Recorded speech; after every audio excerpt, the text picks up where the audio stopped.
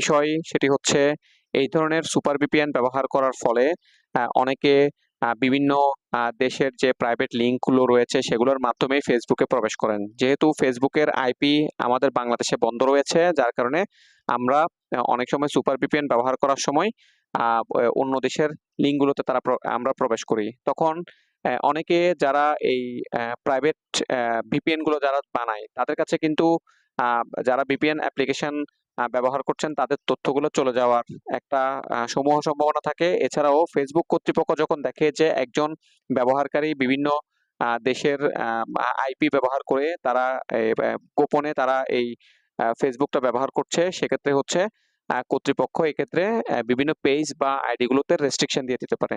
তো আমরা এই ভিপিএন গুলো ব্যবহার করার ক্ষেত্রে অনেক বেশি সতর্ক থাকবো। এগুলোকে অ্যাভয়েড করে গেলেই আসলে অনেক ভালো হয়। সেক্ষেত্রে আমরা চেষ্টা করব এগুলোতে প্রবেশ না করতে।